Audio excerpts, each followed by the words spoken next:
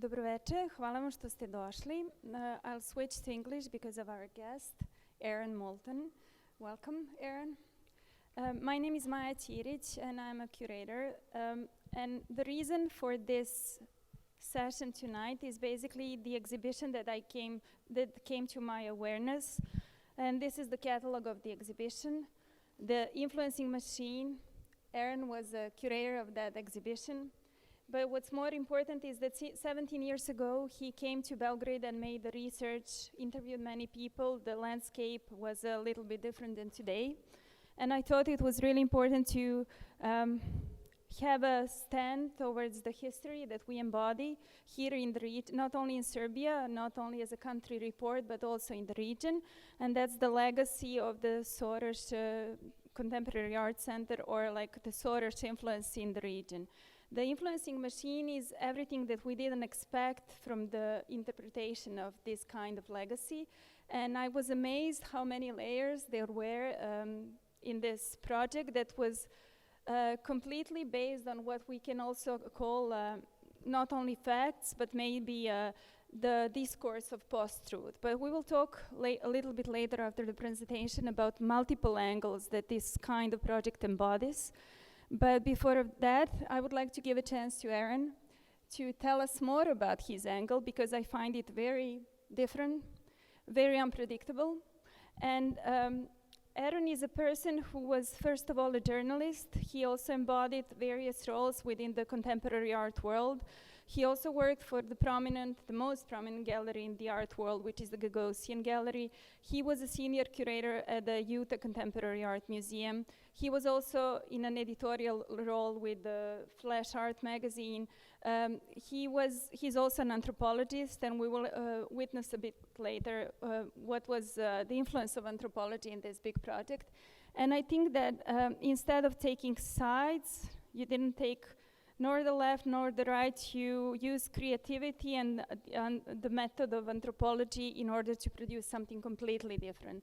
And this is the reason that I invited you here as a curator, primarily because I wanted to understand what kind of knowledge you have produced with these exhibitions. What was the epistemology behind the exhibition that you made in a very strange and very controversial context?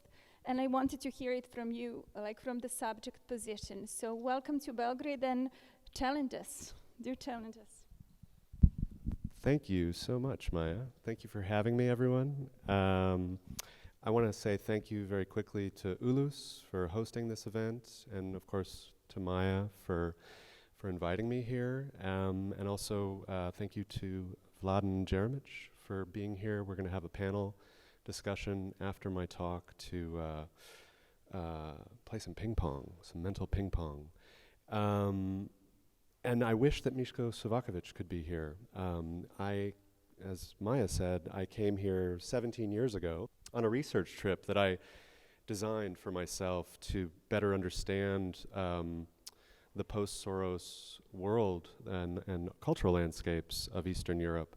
And so I traveled to a number of different cities and did interviews with people all along the way. And this journey I took in 2006 has somehow stuck to me, and it's really defined my life path. Despite all the things she's said, I've always had this somehow as a thread running through my work, and as a curator and the artists I work with and the ideas that I've been producing. I'm going to start this talk and end this talk through the language of the occult, because I think there's an occult problem with this story. You're only allowed to enter it through almost folkloric conditions. It's a ghost story about an oracle or a boogeyman. It's a conspiracy about a cabal of curators controlling the art worlds of their region and weaponizing artistic practice. It's an archetypal battle of good versus evil. It's the story of a network of networks, an influencing machine that's in the battle for our hearts and our minds. And I think that talking about this through the occult is a great way to introduce me and my work, because this is the broader interest that I have in terms of looking at anthropological patterns of how creative energy is controlled and purposed across different cultural groups and industries, new age communities, spiritual groups. And something that has always been important for me is pseudoscience, trying to identify the pseudoscientific patterns that make up the art world and how the winds of culture move and pass through us and shape our environments. Something that is a very important aspect of that is in the realm of pseudoscience that I think is a very helpful thing for everyone, even today, but also an interesting way to approach curating is divination. Divination is literally the observation of omens. So thinking about the birds in the sky, the fish in the sea, listening to the wind, and of course we have all kinds of divination. All these energy systems have schools of divination, like palmistry and reading tea leaves and coffee grounds. But divination is funny because people don't warm up to it right away. The word divination has this idea of the divine or God's energy, and so that can be off-putting. But to make it more accessible, I like approaching it through the Greek etymology, which we see in this word here, and it's in the suffix mancy. So you have cladanomancy and kresmomancy, and here is this word xenomancy, and mancy is in the Greek sense is the word mantea, and that means to oracle or to oracleize, and so it's to divine and understand patterns like an oracle. And I'm really interested in these social and cultural phenomena of divination. I think those really reveal some of the most interesting results in understanding the patterns of human behavior. And so that's what this is, xenomancy. And xenomancy is the arrival of the stranger, and how the arrival of the stranger to a community affects the energy of that community. So think about the stone hitting the pond and the ripples that it takes. Xenomancy is the ability to understand the outsider or the stranger as a threat or as a gift to how the community will grow. And it's in a way an effort to understand the mystical other as maybe a boogeyman or an angel. And I think it's a nice way to think about this story. So it's the way I want to start. But my research and the exhibition that resulted from it, The Influencing Machine, is a story that I think everyone here knows pretty well. And I'm not going to retell it. I don't think we have time for that. I'd rather get into the next level. I think this is beginner level information here. But I've tried to sum up what we can call the basic qualities of the Soros Center for Contemporary Art Network and the work that it did. I've listed them there.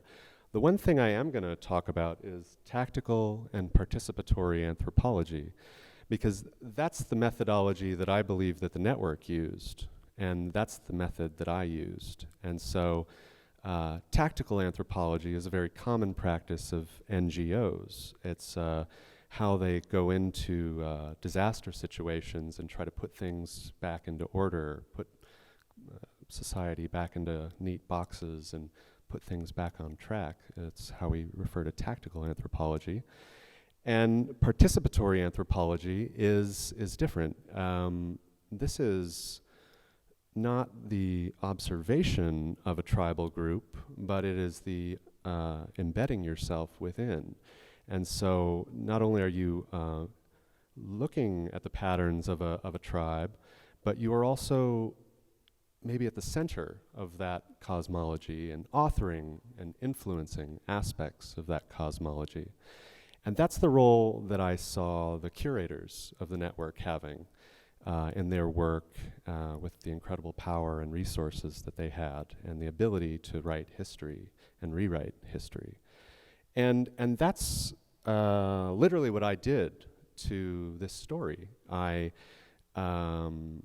There was not a great way to look at the macro view of the SCCA network, and so I did what they did first. I went and made an archive, because that was the first thing every SCCA did, was establish an archive and use that as a tool to understand the past and help write the future. And so I made an archive about each one of the Soros Centers and put back together their exhibition histories, their boards over time, their changing mission statements over time. And once I had that information across the entire network, it allowed me to crunch that data and reveal patterns. And these were patterns primarily coming through the exhibition history, and that's what I'm going to talk about. But that's also a way to tell you that this was a very recursive act. I was mirroring the network and the behavior and cultural patterns of the network to echo the network back to itself. This is a way to show you how far I go. I did want to say one other thing. Oh, sorry. Disappearing history. Disappearing history. This is very important. This is a disappearing history. It's urgent that we tell this story and we look at this story now, because all these people are starting to die, and I've done my due diligence I've created an oral history archive. It's enormous. I've interviewed people across the network, all inner circle people, and so I've really produced a ton of information that will hopefully be useful for somebody, because what's interesting is the network and the Open Society Institute did not do this. They went and taught the world how to make archives and how to archive their history, but they didn't archive their own history. And so that felt like a glaring necessity. And in a way, the story I want to tell you tonight is the story of socially engaged practice and where it comes from. And because, I'll just jump into that in a minute. But this is, in terms of anthropological depth, this is one of the links I went to. For anyone who doesn't know who this woman is, she's incredibly important, a very, very special person. Her name is Susie Masoli, and she was the executive director of the network. And she actually went and set up every single one of the SCCAs, did site visits, handpicked board members, curators, and especially for the early years, was kind of controlling the whole machine in terms of how it operated. And Susie is a very particular one because she doesn't talk to people in the art world at all. No one's interviewed Susie. I'm really the only one who has. And I approached her in a very special way. And I'll tell you about that. This is how people might remember Susie. She was a very, very young person when she was the executive director of this enormous empire of institutions. She was even the youngest person in the whole network, managing all these other culture managers from Budapest and from New York. And Susie is the one who had the vision to change the name of what was called the Soros Fine Art and Documentation Archive in Budapest to the Soros Center for Contemporary Art, Budapest. She's brought the name contemporary into the conversation and created the model or the template to then create the network. And Susie curated this incredible exhibition, which is my, what I'm going to argue is the template exhibition for the most advanced form of socially engaged practice that we've ever seen in the history of socially engaged practice. And it was an exhibition called Polyphony. And it is the 30th anniversary of polyphony next month. Isn't that special? I don't think anyone's going to talk about it, though, which is a bit sad, because it's really the first time you see an entire collective of a creative community focused and directionalized to produce work in a very particular way, in a way weaponizing their practice to perform, in some respects, the duties of the NGO.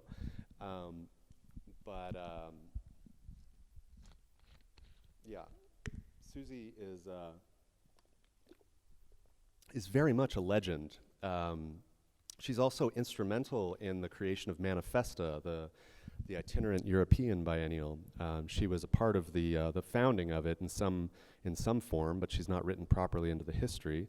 But she was definitely aware of it as early as 1992, and the first Manifesta is in 96. And the reason Manifesta is relevant as a pan-European biennial is because of the Soros network. And what I want to believe is that Susie is a wunderkind and a creative genius, and she came up with this amazing idea of polyphony, which was this most advanced exhibition of socially engaged practice. But I don't know if I actually believe that. I think Susie is a delivery system, a messenger. And but Susie's story is incredible. Susie was arguably the most powerful person in the art world for throughout the 90s. She made the 1994 São Paulo Biennial have the incredible Eastern European presence that it did. And as I said, she helped set up Manifesta, and really did do all this work to create and make the network what it was, and also not only made the template for what became each Soros Center, but also made the template for the exit strategy during the sunset years. She transitioned the Soros Center for Contemporary Art Budapest into C3. So she was always showing the model that they were meant to follow in terms of how the narrative would evolve. But Susie's story is incredible because she suddenly, in a very ungracious way, was kicked out of the network. She was fired in 1997, and she disappeared, never to be heard from again. And Susie went away and was reborn, a New Age guru, a shaman doing ayahuasca rituals in Peru. And that's how I got to know Susie. I approached her through her New Age practice, and I told her, we're on the same path, Susie. I also have this incredible, weird history with the Soros network, and I too am involved in the New Age. And it created a connection where she was opening up to me and allowed me to do 2 interviews. And then I was like, can I bring a film crew to your house? And that's what I did. I brought a film crew to her house, and I got her entire life story on camera over the course of a week. But not only that, we had an incredible level of trust between us. Susie very vulnerably let me in on her entire New Age practice. So we have on camera Susie channeling. She channels with an ascended master, and she did a sound bath in her community, and she introduced me to her damn it, I'm not going to remember his name, but her main Buddhist guru. And so this was important for me, though, and in terms of my relationship to this story, because Susie and I are like twin flames. We're intertwined in this way, and and we have great trust for each other. And we talk, every couple of months. That's Susie channeling in all these different locations. This was actually one of the projects for polyphony there, and that's another project that I'm going to talk about here in a minute. But I have a YouTube channel. You can see the short documentary that I've released, which is really just about Susie's New Age practice, and it was also in the exhibition. This is the gang. This is the family.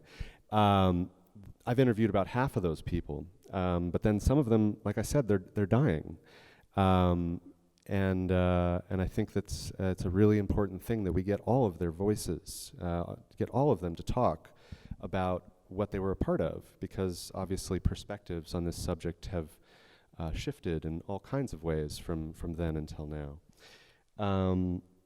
And this is a meeting that they had, which was probably the first big meeting of the whole network, and it was in June 1993 in Venice on the top of the Peggy Guggenheim collection. This is what I'm here to talk about. This is expert level stuff. These are the anomalies. These are the things, these are the pseudoscientific patterns that came out of my archive and through all the interviews that I did. And I'll go through these because they're important. Landed there like a UFO. That's a quote from an interview I did with the archivist of the SCCA Tallinn, and I asked her, you know, where does this very special curatorial practice and social engaged practice come from in 1994-95? And she said to me, "You are right. It landed here like a UFO," and that just gave me chills when she said that, because that was what I was looking for in terms of a way to think about this. And it really is a helpful way to imagine how radically their arrival changed, thinking again about the stone hitting the pond and the ripples. The map you're looking at there is by no means a comprehensive map. This is a map based on my case study exhibitions that I really liked a lot, that I thought there's nothing like these exhibitions in the history of curatorial practice. I'm arguing that they made the most advanced form of socially engaged practice that we've ever seen in the history of art. My pattern of exhibitions shows it, 93 to 95. You see something happen, which is a radical simultaneity. This does not happen anywhere else in the art world. When we think about the passage of ideas, like pop art, or anything that we see as a trend, as a viral phenomenon, the wind of that culture and the way it moves, something very unnatural happens, and you see it happen simultaneously. In 1993, when Polyphony happens, there's an exhibition in Tallinn and there's an exhibition in Bucharest. Almost exactly the same exhibition. That's impossible in terms of how we think an idea emerges, we consider that idea, and then we copy that idea, and then all the execution time taken to make those things happen, that unfolds over a longer timeline. The fact that this happens in a simultaneous fashion is very important. And then I'm arguing this is the most advanced form of curatorial practice that we've ever seen in the history of curating, which is a very young industry. If you look at the timeline, academically, the emergence of curatorial practice, the professionalization of curatorial practice, it starts in 1993. Programs at Royal College of Art, Bard, Magasin, they're all starting right at this time. These curators from the network are actually traveling to Bard and traveling to these different curating schools to teach. And they are not from a post-grad situation, they're from a laboratory environment in terms of how their practice has allowed them unfettered, asymmetrically powerful opportunities to experiment with the medium. And I can go into more specific details, but I don't want to offend my friend. The next thing is the emergence of tactical media. Now this is special. This is not art. This is the weaponization of perception. Tactical media is happening through adjacent networks around the same time. 92, 93, 94 is when the idea of tactical media is named. But this is also heavily lubricated by the Soros network and through people like Geert Levink, who's traveling around to all these different places. And with tactical media, it's not just that they're coming up with a philosophy, they're applying it. And in transitional environments, when we think of the emergence of marketing and advertising, that's 101 tactical media, that's beginner level stuff. This environment offered an incredibly experimental opportunity to play with an idea that was a very new idea. And And so I'm arguing that there's this nugget of tactical media buried within all of this practice. Next is cultural operatives. Who are they? Isn't that spooky? These are people that do not fit neatly into the contemporary art world. These are not basic journalists, curators, museum directors, artists. They're something else.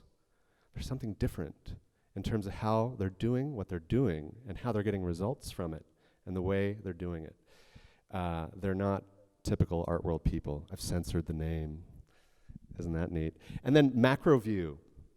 The macro view, this is the machine that turns it on. It's, again, the simultaneity of it. All those three things, tactical media, social engaged practice, curatorial practice, all important and equally interesting in and of themselves, but it's the machine that turns it on. And it's the macro view that I'm looking at. My story, if you come from Belgrade, if you come from Bucharest, if you come from Warsaw, my story isn't a nice story. It doesn't sound good because basically, you know, if you were of this time, you know what you were a part of in terms of being an activist and changing your communities, being a part of this change moment.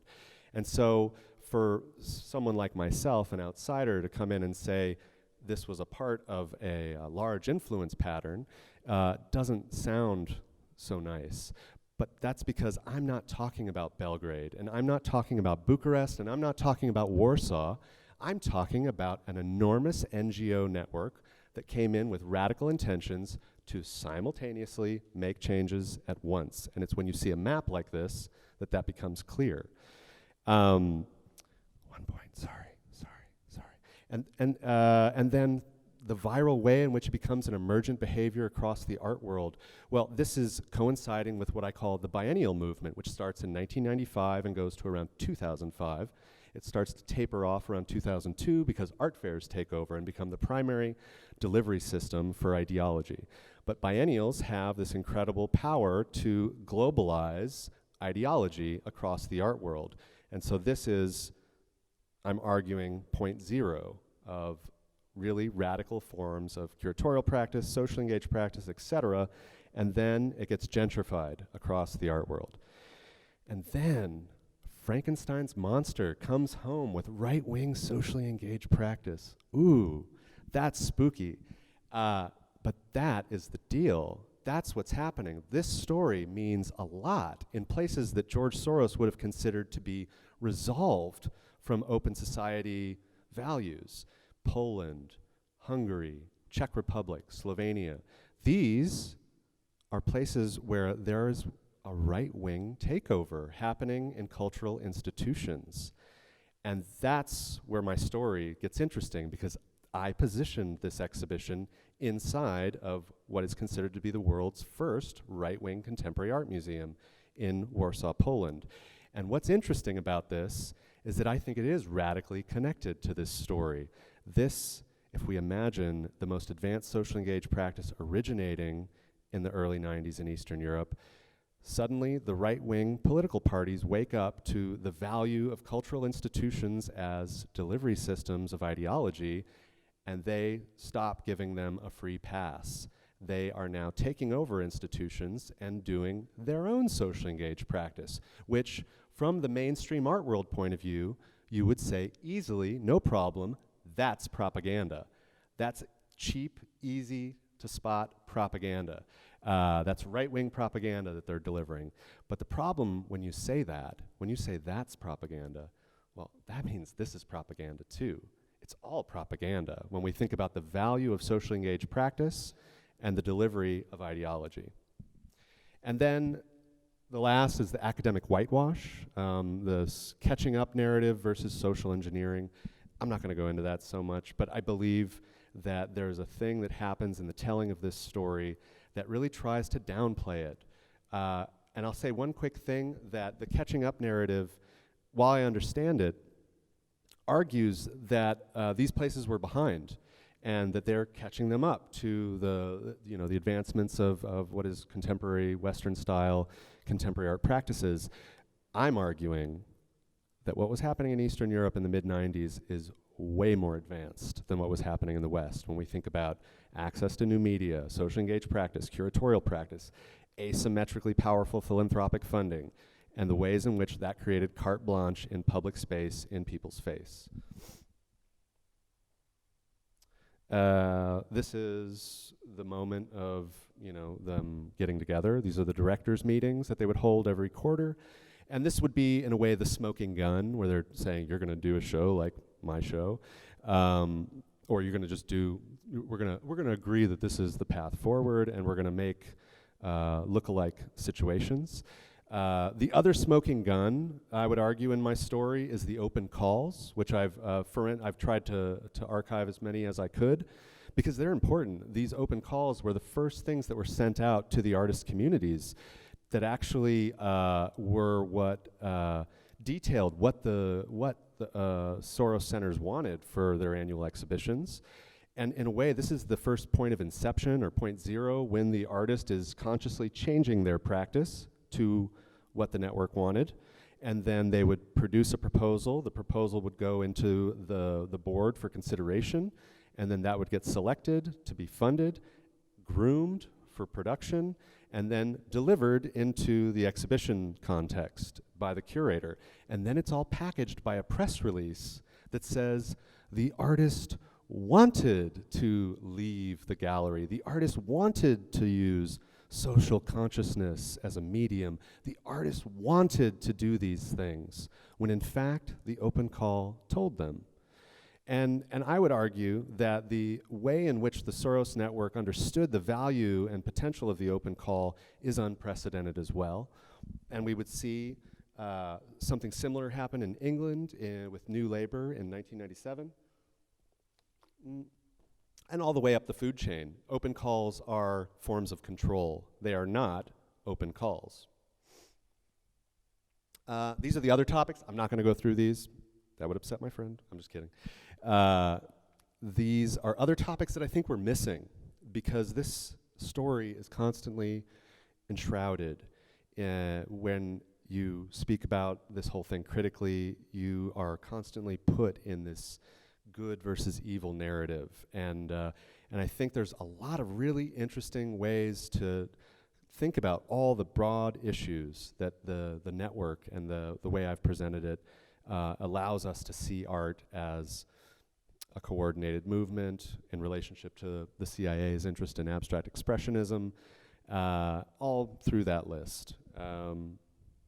But coercive philanthropy and astroturfing are really what this story is about, and why it resonates so much for me today in where I come from in Los Angeles, because I don't think that socially engaged practice and open calls are freedoms of expression. I don't think that people's activist work is open and up for debate. It is very controlled. You are only allowed to be a certain kind of activist with your socially engaged practice, and that is important. So here, now, moving into the exhibition and how I weaponized this whole topic and made it into an experimental opportunity of perception management, interpretation, and in tactical media. This story, I placed it in the world's first right-wing contemporary art museum. And when I did that, everyone around me told me that my research, by doing this, my whole research topic was going to be summarily and easily and quickly dismissed as an anti-Semitic right-wing conspiracy theory. And I just thought, that's amazing, that we can just throw it all away with a spell. And I thought, well, if that's to be expected, then that's a gift. That's for Christmas. I'm being given this opportunity that people will react this way. And let's think about this like a game of chess now. I already know everybody's first move the moment I reveal this. And so what I did was, because I knew my show was not going to be given a neutral read, right? I mean, it's already dismissed. So instead of writing a neutral press release where I'm going to try to tell this story with an even hand and blah, blah, blah, whatever that language of press releases is, no, I invoked the extremes of the others. So I did a blue pill press release and a red pill press release. And it allowed me to tell this story the way it needs to be told in both senses. And honestly, I'm a blue pill person, truly. The blue pill press release is awesome if you read it. It's a fucking heroic story about a celebration of the avant-garde that we need to own up to. This is the most experimental shit that's ever happened in contemporary art. Let's go. That's my blue pill. But for some reason, we're not celebrating it. Why? It's spooky. There's where the red pill comes in. And I did, I think, a very authentic invocation of these voices, because you need to pick a side, people. I love it when people say that. Pick a side, pick a side. Vaccines, Ukraine, pick a side. I think the moment you're asking that question, you've lost. And you're not playing the game anymore. You've lost the game already from the beginning. I believe that the holistic thing that I offered in doing this, because this was a legitimately good exhibition that deserved a legitimate critique, legitimate feedback, legitimate understanding in the cultural community, but because I knew that it was going to be shut down, I thought I'm just going to weaponize every aspect of it as an opportunity to play some games and to do an experiment. And I think that because this is not just an exhibition about the avant-garde of Eastern Europe in the 90s, or a philanthropic initiative of George Soros. For me, this is truly an intervention in political consciousness and an opportunity to address that in a time where we've never needed it more. This pick-a-side mentality is making people crazy. And so my advice, when I had the PR people send out the press release, was take both pills. Take both pills. And it's only through taking both pills that you can understand truly the situation. And I'm not saying adopt right-wing values or become a hard leftist or whatever. I'm just saying if you want to see the big picture, it's important to take both pills. Swallow your enemy's pill, and you will better understand the battle. So the exhibition I put together, this is my, again, reflecting the red pill, blue pill. This is my red pill room. This is my blue pill room. And so the exhibition was like not a normal exhibition. It was like a museum of memory politics, like a meta museum of memory politics. And it was all about artist practices that can weaponize aspects of discourse, and how the artist practice is about creating objects that are almost like rhetorical devices for affecting discourse and affecting change. And that's where the tactical media idea comes in. And so the red pill room was like it was called The Precarity of the Avant-Garde. And so it was looking at how artists exploit themselves to, and the risks that they take to be on the front lines. And then the blue pill room was the aspirational unions room, AU, not EU, AU, where I actually tried to genuinely imagine the extreme of that, what we can call a right-wing conspiracy theory about the New World Order, or whatever you want to, spooky terms you want to give to the Europeanization process. I tried to embody that in a sincere way of what is this universal oneness of internationalism and how to reflect that. So you had here the Rem Koolhaas, OMA flag for the European Union, which is every flag in a barcode, which, if you're into conspiracy theories, the right wing love barcodes. And the room was actually European Union blue with a nice little European Union yellow star there on the ground. And the room was called Aspirational Unions, which is AU, not EU. And AU on the periodic table is gold, because that's the philosopher's stone, the rebus, the magnum opus of alchemy, is to arrive at this unattainable element.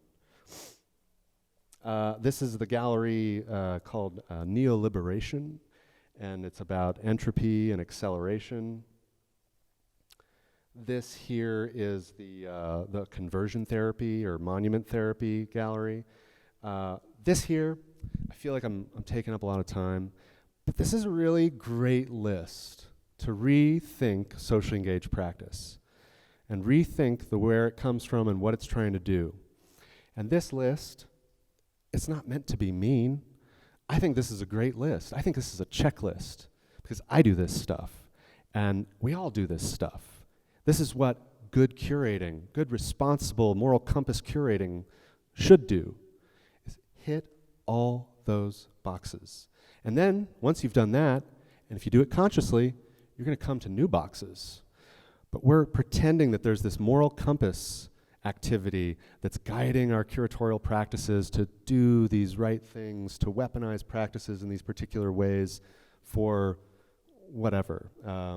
This is all also, I got all this stuff from open calls. And so it's like, I basically, I took all this. This is just like, me mirroring this stuff back, It's like, you taught me this, Dad. And this is a great work of art, by the way. You should be familiar with this. This is the Bruce Lee of Mostar, which is the pink version, actually. But in Mostar, you have this incredible Bruce Lee sculpture that was put up in 2005. And it's really never remembered the artist who did it because it was a SCCA Sarajevo project that they did as a kind of form of monument therapy for the local community to because no one could agree on an icon that was going to help move people forward. And so instead of a historical cultural icon, they were like, what about Bruce Lee? And so you have this implementation of a weird pop culture fantasy hero as a way to push culture forward. And I think it's a great case study object. I don't think it's art at all. So then, this gallery was dedicated to Miško Savaković, who's not here. This is the Soros Realism Gallery. And this gallery had two parts. I'm only showing you the one side. This part you're looking at is this ironic turn back to socialist realism and celebrating the profit of the open society. And I commissioned artists to make amazing portraits of George Soros, all respectful, some of them contentious. Some of them were inflammatory, but nothing offensive. But I did have two right-wing artists do portraits. And it was a great pantheon dedicated to the man. The other side of the room was about identitarianism and the problematic nature of self-othering that the identity politics coming out of the network has, created. And so I did address very uncomfortable things in that section, this other side of the room. But I'm going to move on. This is the show within the show. This is the Tactical Media Literacy Gallery. And this is where the talk goes. This room is the before and the after. One side of the room you have my archive, the maps, my dossiers, all these pirated catalogs. I have like the most comprehensive library of SCCA catalogs, some of which I couldn't find. I'd go to the libraries and I'd just fucking photograph every single page and then print it and make a pirate book. And then I also have family photos. You can see there's a cake, an SCCA cake here. This is like a fetish level obsession for me. And so that is the 90s, and this is now, this other side of the room. These are people that have almost nothing to do with this story. A lot of these are fourth, fifth generation tactical media practitioners, Zoomers. They're kids that are like 25 to 30 out of the US whose practices are readily weaponized in terms of meme culture and making interventions in social space. They got this show right away, and they understood their opportunity within it. And so this gallery was a very special gallery about this call and answer in terms of the stone hitting the pond and how far the ripple goes. There's this map here, which is an amazing work by a group called SUS, and it's a map of astroturfing. And they really make tangible something that is almost a folkloric conspiracy theory in a lot of people's minds, but looking at all the mechanisms of how actors of influence do their thing. And this is another point now, as I'm trying to move it into this discourse around tactical media. What's the time? Oh, I'm perfect on time. These, I don't know if you saw, all around the exhibition were these things. This is the SCCA logo, which was, I think it's a great metaphor, the SCCA logo. Every single SCCA, all 20 of them, used that as a template, and then they made their own. And I think it's a great metaphor of this idea of the template and how, just even in this logo, you can see the superimposition of an ideological framework. And so I made my own, and I used it as like a little sock puppet for propaganda. And I put this all around the galleries. Each gallery kind of had, like I said, these themes. And so, and they were put above artworks and positioned, in architecturally a very sensible way. So it felt like, it was an architectural motif, but they were very much there to make associations with the different artworks, to force ideological interpretation of different artworks. Scripted avant-garde, self-othering, perception management, NGO art. This has nothing to do with the story, but it has everything to do with the story. This is a work from Kirsten Piroth, this little thing in the jar there. She made this for me a long time ago, and it's one of my most precious belongings.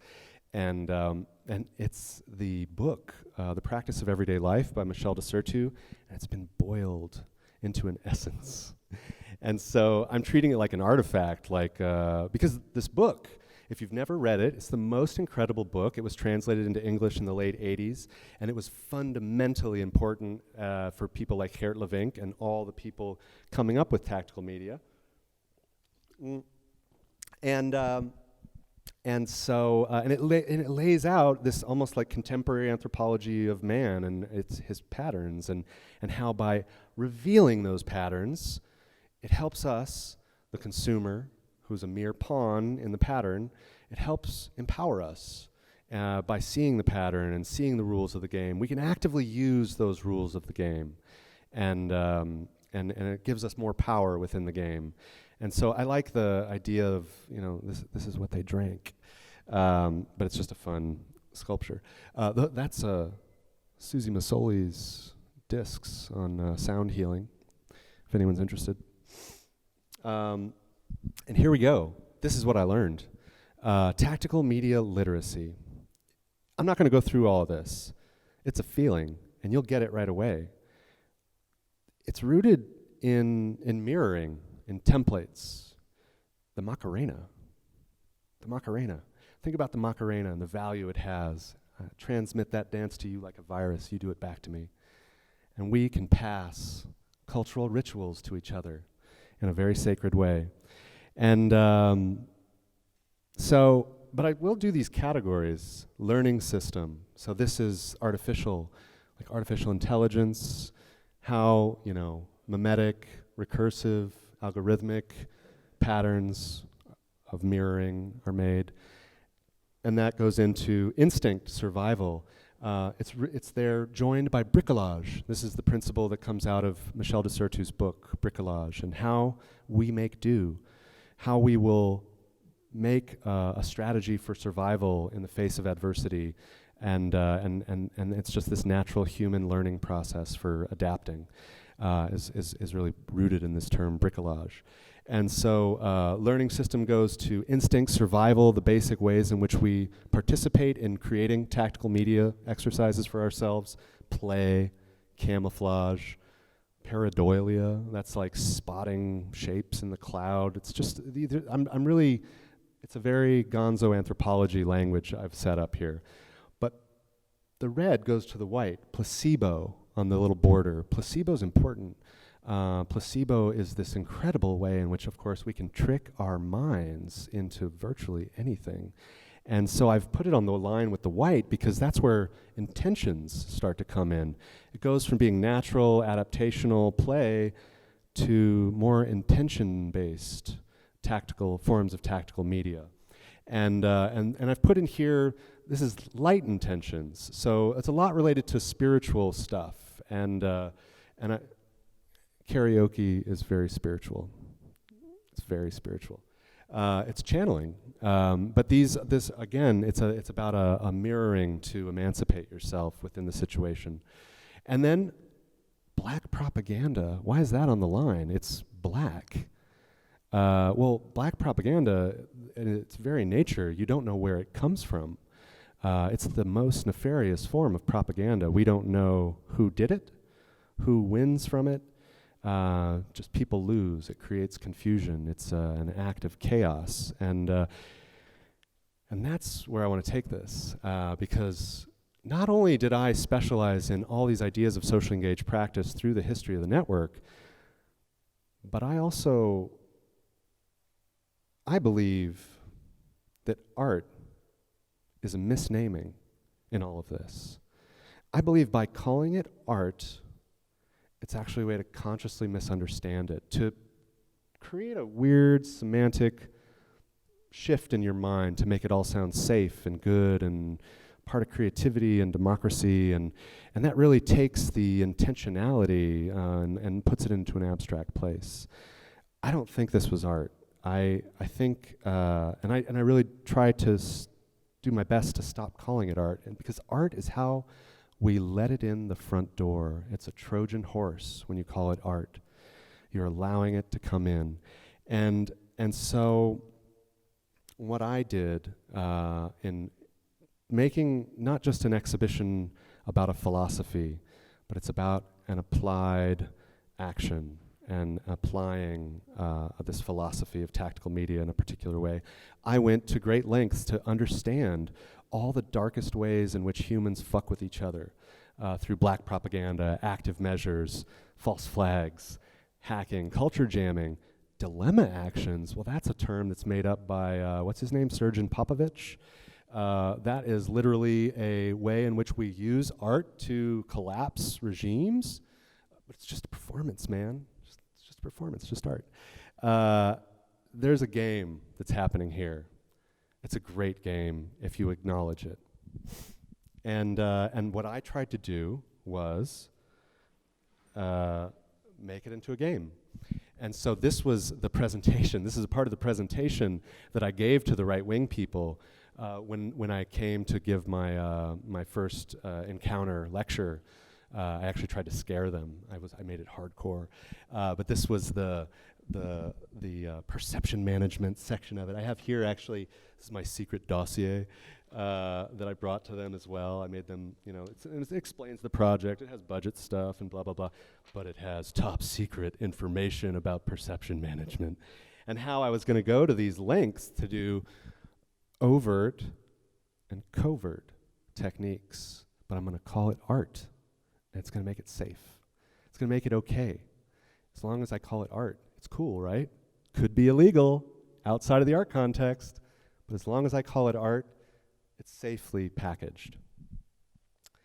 So that was what I said I was going to do, and then this is the shit that I did. And this is not even all of it. This is the stuff I feel comfortable about presenting to you here.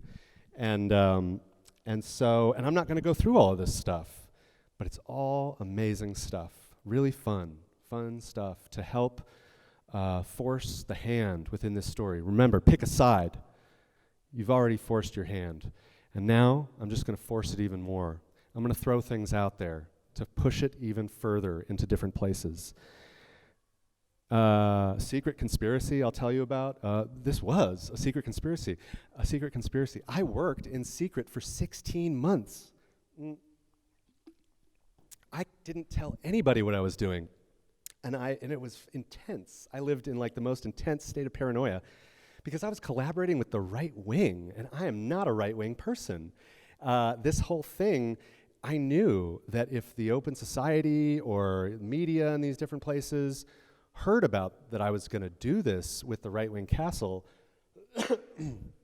it would trigger a series of events, maybe articles or whatever, that would intimidate my artists from participating in the exhibition. It would take my show down and get it canceled before it gets off the ground. So I did hundreds of conversations with all these artists. I explained to them the risks involved in participating in this nefarious right-wing context. And then I swore them to secrecy. And they respected it. And I'm so grateful for that. And the moment I had the artworks in my possession, the moment the artworks were in Poland, I started revealing the story. And that's the radical transparency, which is a thing I did on social media, where I was very honest and very upfront about revealing my intentions with this story. I didn't right away say, hey, I'm doing a show at the Right-Wing Castle. I had to indoctrinate my followers and indoctrinate my audience and teach them some language about tactical media to then be able to apply it and when the time was right. And so radical transparency is where I was very revealing about this whole story in a way that was pretty uncomfortable for people. And then Trojan Horse, I want to talk about Trojan Horse. I got so much fucking shitty critique from people, artists, everyone saying like, you know, by putting this Soros show in the right-wing context, you are just giving them a softball. You are totally giving them a softball that's going to fit their politics and blah, blah, blah, all their conspiracy theories about George Soros. And I was like, the fuck do you know about what I'm about to do? You have no idea what I'm about to do. You have no idea what I'm about to bring in this castle, you know? And because if you really want to do the math on it, I brought in almost all leftists. Hardcore leftists, anarchists, chaos agents, people that were going to make it very uncomfortable, honestly, for the right wing to know what the story was. And so I am very much a believer that no one wins in this story. I did not do a favor to any side in terms of what are my political intentions, because, as I said, this is an intervention in political consciousness. Almost done. Couple of stories. This is my false flag. My exhibition is a mirroring exercise. It's very much a hardcore homage to what I believe is the greatest exhibition in the history of the network. And it's curated by a woman named Marta Kutsma, who was the curator of the SCCA Kiev. And in 1994, Marta Kutsma got access to a live battleship in the Crimean Sea. The Soviet Navy had just been parsed up, and so now there's a Ukrainian Navy, a Russian Navy, all neighboring each other. And they took the battleship Slavuch, a nuclear battleship, and they were somehow given carte blanche access to allow artists, a band of marauders, to go onto that boat and perform a cultural exorcism. All of these artists did things to emasculate and desecrate this hegemonic power structure. They used their skills, their talents, as weapons. And what's interesting about this story is that it didn't happen at SCCA Kiev. No, it happened miles, hundreds of miles away, in a recently demilitarized zone where no one was really allowed to go. And no one saw this show. Actually, no one saw it. The show was up for 2 days. Isn't that wild? Like the really hardcore annual exhibition that the Soros Center for Contemporary Art do, these extremely well-funded initiatives. 2 days, no one saw it. But that's not true. That's not true. You know who saw it? The New York Times. The New York Times saw it. They had a whole photojournalist guy there, and they did a big splash in the New York Times to show the power of art in the open society for breaking down these structures. And that's because this was not art. This was a PR exercise. And that's Marta Kutsma raising a white flag. There around the battleship Slavuch, she raised 12 of them. And if you raise a white flag with bad intentions, white flag's a surrender flag, by the way. If you raise a white flag and you don't mean it, well, that's called a false flag. And pirates would do that. They would raise a white flag, and it would bring their enemy in, and then they'd fire on them. And I did exactly the same thing in a spooky castle a spooky, hegemonic, right-wing castle, a military base. I raised a white flag. And I did it for the photo op. They actually would not let me take down the Polish flag. I was like, I need to take down that enormous fucking Polish flag out front just for a photo op. I just need to put up a white flag. And this was one of the moments where they were like, no. I was like, come on, we've come this far. Let me I'll do it for 5 minutes. I just want to do the photo op. No. They would not let me take down the Polish flag. So I went and dangled myself out of the 5th-story window for the photo op, because it never happened. It was just a photo. That's my case study material. Just looking at the exhibition and some of the, oh shit, this is wild. Ilya Chichkan, who's like the Maurizio Catalan of Ukraine, he put fucking dead babies in the portal windows. Bill McAllister, the Susie's boss, who got control of the battleship, he told me there was like 20 of them.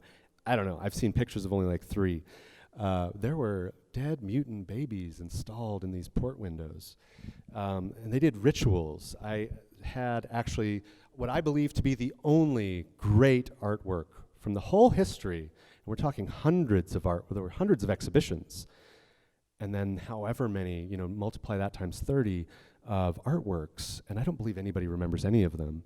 But this is, I think, the greatest artwork that the network ever produced. And it's by Georgy Shevchenko and other guy, Arsen Savadov. And it's called Voices of Love. And they get these guys dressed up. They took control. It's a live battleship. They took control of the crew and got them to do bizarre things. And in this case, I don't know who's dressed in tutus, but they're going around and they're performing rituals and fetishizing the boat in this bizarre way. It's not art. Here we go. This is my last story, and then I'm done. I needed a shaman. I needed a shaman so bad when I was making this show.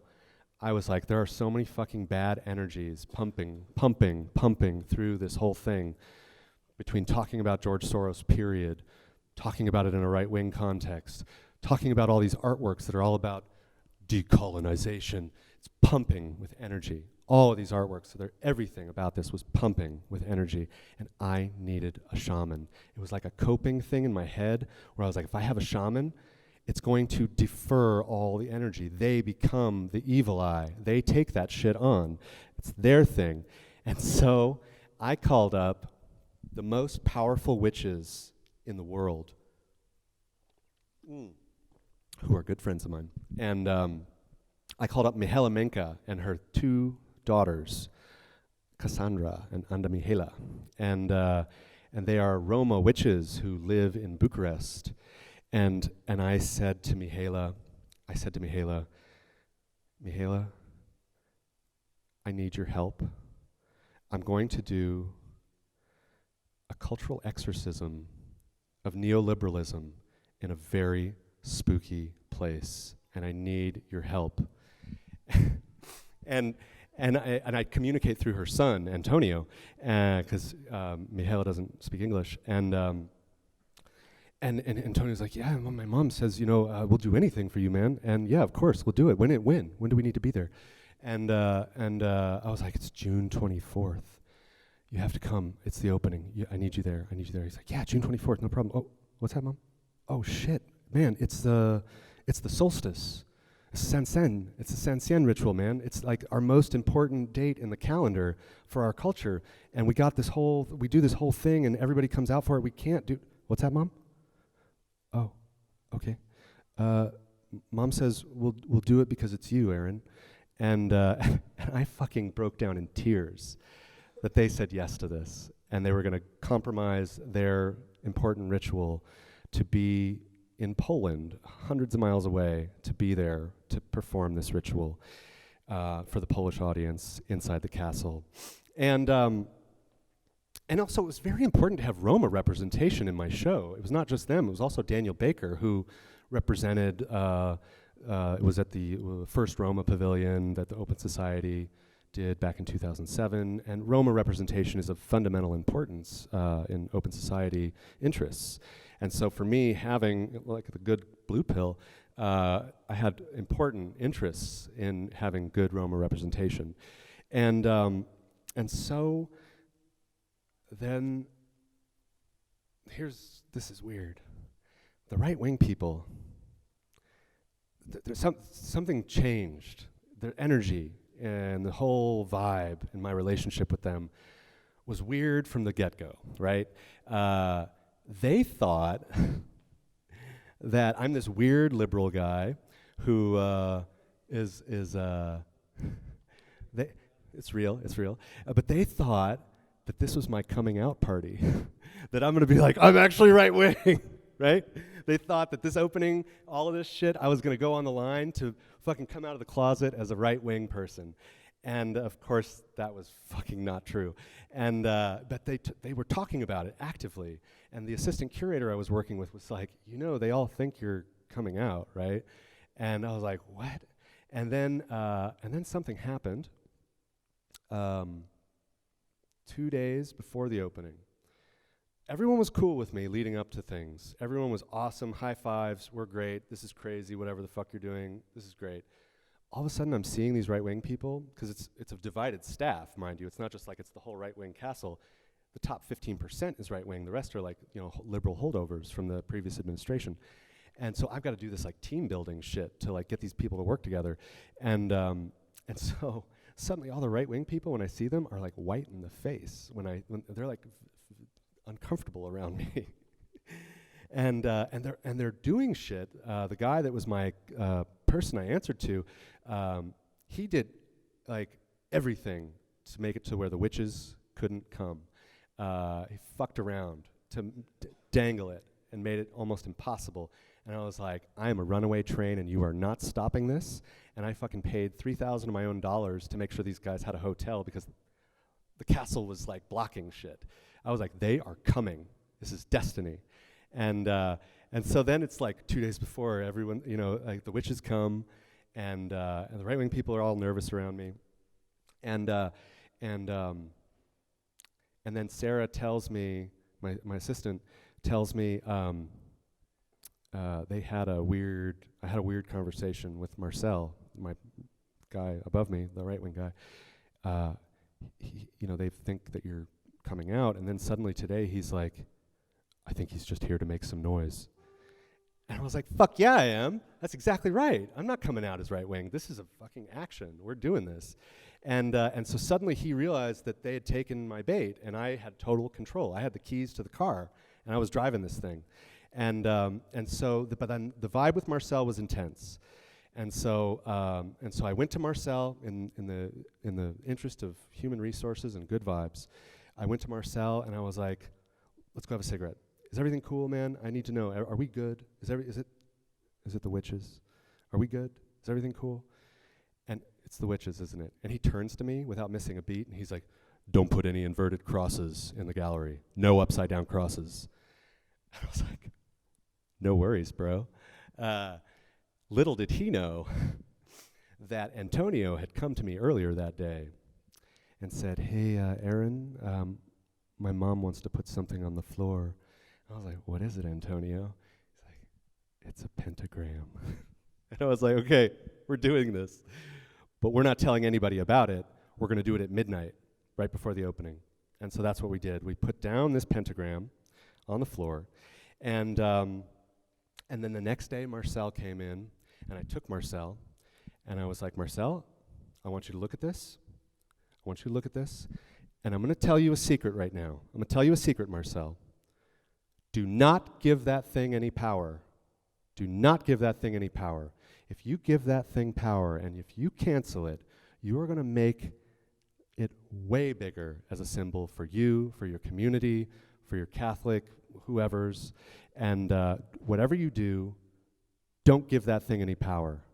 I'm going to teach you a little trick right now, Marcel. I'm going to teach you a trick. I want you to call it art. I want you to call them artists. What they're going to do tonight is a performance, and this is an installation. and I want you to take its power away, because that's exactly what the SCCA people did when they marched on that battleship. They called it art, and like a Trojan horse, they got in the front door. And then I was like, and hey man, isn't this fucking hilarious? We've done like a whole parody of what the liberals think the right wing thinks about the whole EU satanic panic thing. We made like a temple to that. Isn't that fucking hilarious? And we had a big laugh. Ta-da. And the very last thing that I did, in true SCCA new media style fashion, I did my own ritual inside that space. I made a TV show. Where I got meta about the media. And I'm not going to show you that whole TV show here. It's going to debut next month for Halloween. But I will show you a very small section that's dedicated to Marina Abramovich. It's the cooking segment. It's the spirit cooking segment. It's only 3 minutes, and I just want to and just to really, really, really go hard with the references, the cultural exorcism. I'm not just any devil there. You can see, I'm Baal, the biggest boogeyman of them all. And if you chase the conspiracies to the end, it's all for Baal. So I'm going to show you very, very, very, very, very, very quickly. And then we're done.